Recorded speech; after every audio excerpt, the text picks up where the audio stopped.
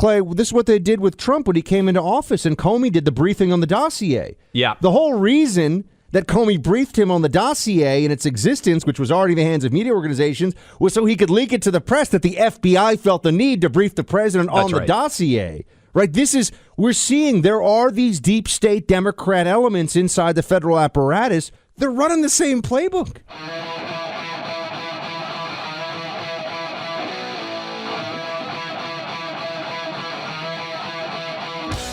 There's a big story out today. We were going to discuss and are going to discuss Twitter and its impact as Elon Musk has now taken complete control over that site. There is a massive story out from a gentleman dealing with the amount of censorship that the government has been encouraging big tech to undertake on its behalf. Is not going to surprise any of you. But I don't think it's a coincidence that all this is coming out as Elon Musk is buying Twitter. Buck, I think this is probably the biggest story out there. If we had actual, legitimate, non-biased journalists, they would be looking around saying, wait a minute, the United States government setting narrative and controlling what people are allowed to say is the very essence of authoritarian action. You can imagine if Trump had been responsible for this instead of Biden, they'd be writing about it ad infinitum. Let's just be very clear about this, because we're in the early stages of finding out this information. I think that the Elon Musk trove of data that he has after purchasing Twitter this is something that they never in a million years thought would fall into the hands of somebody who wasn't a woke fellow traveler. So we're going to get a view, likely, assuming Elon releases this stuff, and I think he does realize for real corrective action here, you have to have the transparency of what was going on at this place beforehand.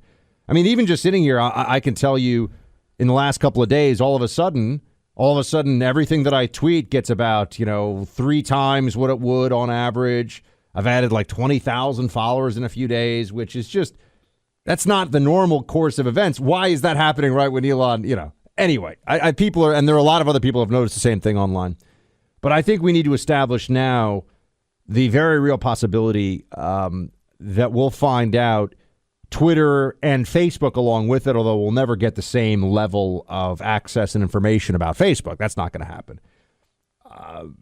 Engaged in fraud against its user base and engaged in deceptive propaganda to the American people, to the degree that it would be fair to say that it certainly altered the outcome of the election based on active lies. And beyond that,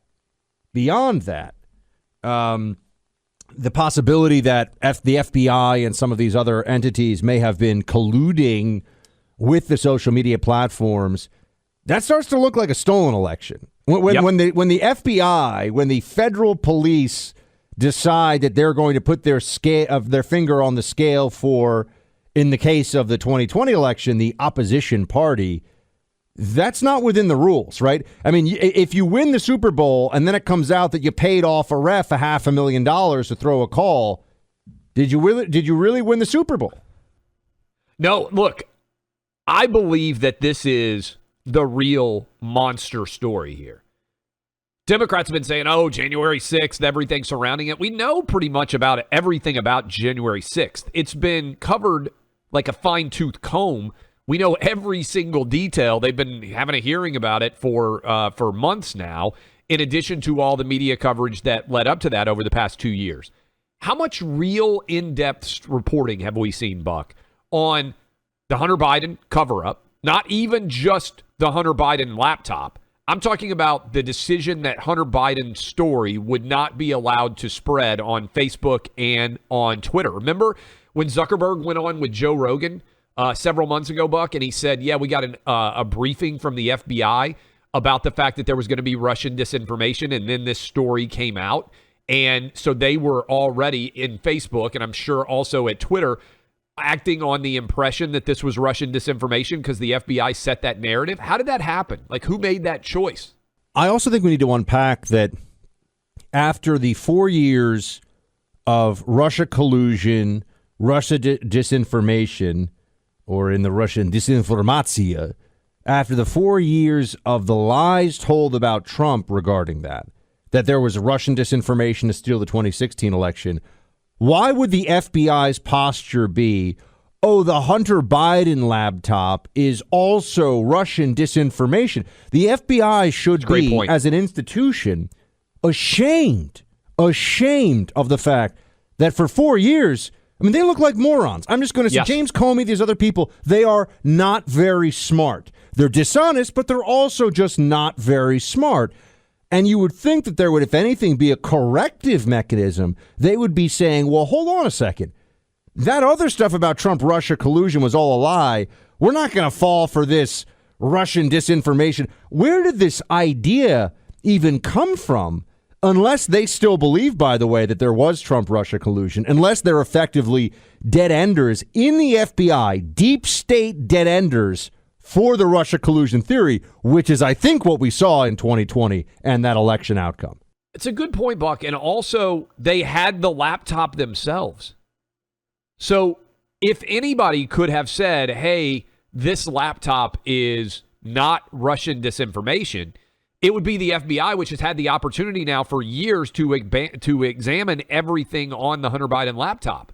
And it seems quite clear to me that if the guy who got the Hunter Biden laptop initially had not backed up all the files of the laptop and shared it with others, that the FBI would have totally buried the fact that this laptop ever existed. They would have never acknowledged anything on it. But Buck, you and me and anybody out there with a functional brain can also look at the variety and voluminous nature of video and say, there's no way you could fake. Did they have a fake Hunter Biden making all these videos with prostitutes and using drugs? This is the other point, too, because one thing you'll see when people want to wave away the most smoking gun of smoking gun evidence, what will they say? They'll say, oh, that's a deep fake. Yeah. Now, a deep fake is hard to pull off. A deep fake is going to it requires a level of technical expertise that very few people actually have, right? I mean, the moment if someone's face is superimposed on someone else's face and you see any digitization around the neck, I mean, there are things you can look for that make it obvious that it's a deep fake. But that the FBI would be so inept that they would think it was possible to create an entire laptop full of documents that one thing on that laptop is fake. One thing on that laptop doesn't add up and you end up discounting the whole thing. There was nothing on there that was fake. That they could believe there was that level of... And also think about this. The Russians left this behind at a repair store. It had just emerged before the election. I'm going to tell everybody this. The Russians aren't that good, okay? Yeah. I know something about how well the FSB operates. I was in the CIA. They're not that clever, everybody, okay? They're not a bunch of super geniuses sitting around. It's a lot of guys who are bitter underpaid and just hoping they don't get sacked because they say the wrong thing about Putin. And this, but I bring it up, Clay, just because the FBI guys the fact they'd sit in a room and tell Facebook, you need to suppress this, they did it because it helped Democrats. They cannot be that stupid. It's actually worse than them being that dumb. It's also the case, I think, Buck, that somebody ordered the code red in the FBI.